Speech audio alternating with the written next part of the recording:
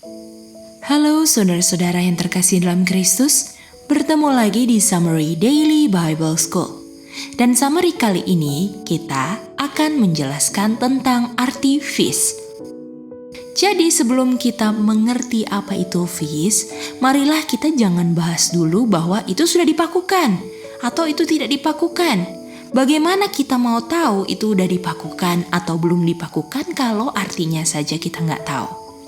Jadi ayat pertama yang kita gunakan untuk menjelaskan tentang feast adalah Kejadian 1 ayat 14. Di mana di sana Tuhan menjadikan benda-benda penerang di langit untuk memisahkan siang dari malam dan untuk tanda-tanda dan untuk seasons dan hari-hari dan tahun-tahun. Kata yang kita pakai di sini untuk mengerti apa itu feast, kita ambil kata seasons. Yang arti bahasa Grikanya adalah moed, H4150 yang artinya feast, assembly. Jadi, kata feast sudah muncul sebelum munculnya manusia di hari ke-6. Jadi, benda penerang sudah ditetapkan untuk menetapkan waktu untuk manusia bisa assemble. Jadi, kamu assemble-nya di waktu yang sudah ditetapkan Tuhan, yang mana ditetapkan oleh benda-benda langit sebelum kamu manusia menjadi ada. Jadi orang-orang yang menolak feast adalah orang-orang yang meniadakan fungsi benda-benda penerang walaupun benda-benda penerangnya ada terus. Karena tidak mungkin kan meniadakan matahari, bulan, bintang.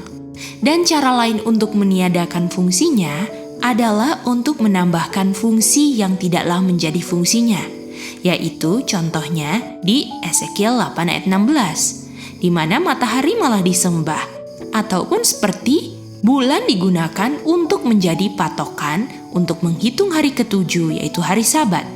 Padahal Tuhan sudah bedakan antara hari Sabat dan juga hari-hari raya tahunan yang dihitungnya menggunakan bulan dan matahari.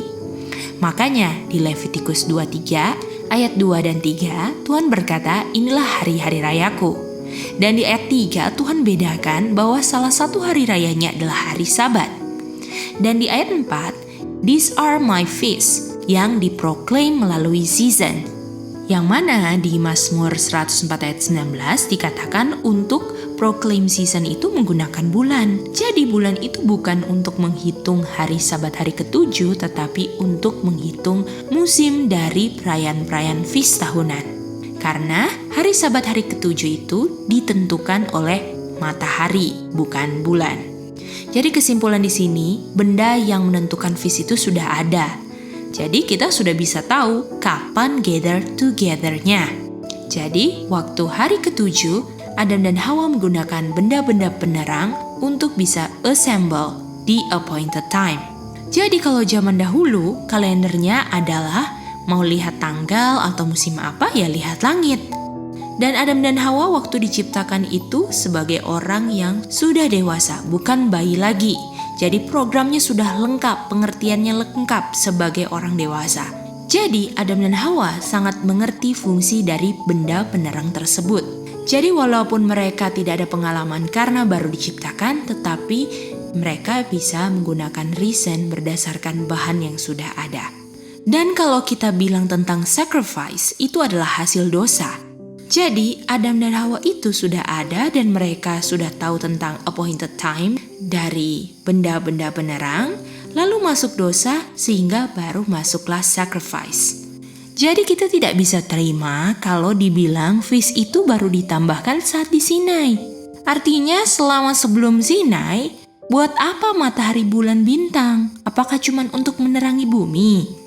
Lalu kalau untuk cuman menerangi bumi, kenapa di ayat dibilang digunakan untuk menentukan season? Kalau baru 2000 tahun lagi di Sinai, diberikan feast dan appointed time dari feast itu baru menggunakan matahari dan bulan untuk menentukan season. Kalau pentingnya itu baru saat di Sinai diberikan feast, pengertian tersebut benar-benar merendahkan reason Tuhan sebagai pencipta yang menetapkan benda-benda penerang di langit di hari keempat. Artinya ketika benda-benda penerang ada, feast sudah ada, yang mana waktu appointed time-nya ditentukan oleh benda-benda penerang tersebut. Sehingga mereka bisa tahu kapan waktunya untuk gather together. Jadi season ini benar-benar mengikuti pola keselamatan. Contohnya mereka di create summer dan mereka berdosa di fall dan winter mereka mati dan untuk diselamatkan mereka harus hidup di mana itu adalah musim spring.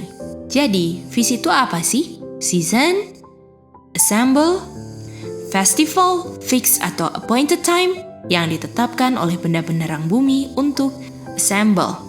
Dengan melihat keadaan yang terjadi di bumi ini, setan sekarang sedang mengepung umat Tuhan melalui undang-undang negara yang bertentangan dengan firman Tuhan. Dan yang terjadi sekarang ini menggenapi ketika Yerusalem dikepung oleh tentara. Di mana waktu dikepung banyak orang yang kompromi. Tetapi umat Tuhanlah yang akan bertahan dalam kebenaran, walaupun digoda untuk kompromi. Jadi apa sih itu penggodaan? Penggodaan kata lainnya adalah makan saja buah yang dilarang. Karena semua penggodaan setan yang sekarang terjadi hanya mengulang penggodaan Adam dan Hawa. Di mana waktu dulu Adam digoda untuk menjadi gods. Dan di akhir zaman, penggodaannya adalah diancam kamu gak bisa masuk toko, gak bisa jual beli, gak bisa naik pesawat. Dan kita bisa tidak terima anjuran setan. Dan itu tidak terasa berat kalau saya cinta Tuhan. Kalau saya tidak cinta Tuhan, semuanya akan saya jalani dengan beban. Karena berat itu diukur berdasarkan saya cinta Tuhan atau tidak. Contohnya Daniel, Sadrak, Mesak, Abednego. Bagi mereka masuk dapur api ataupun masuk lubang singa tidak berat sama sekali karena mereka cinta pencipta mereka. Jadi yang bikin berat itu adalah saya punya keinginan-keinginan hal-hal dunia. Dan penggodaan-penggodaan setan itu hanya mau untuk memisahkan saya dari Tuhan. Dan orang yang tidak bisa selamat adalah orang yang cuma mau selamat tapi masih cinta dunia. Jadi biarlah dari pelajaran ini kita bisa mengerti bahwa tanda-tanda sudah sangat dekat dan biarlah kita bersiap.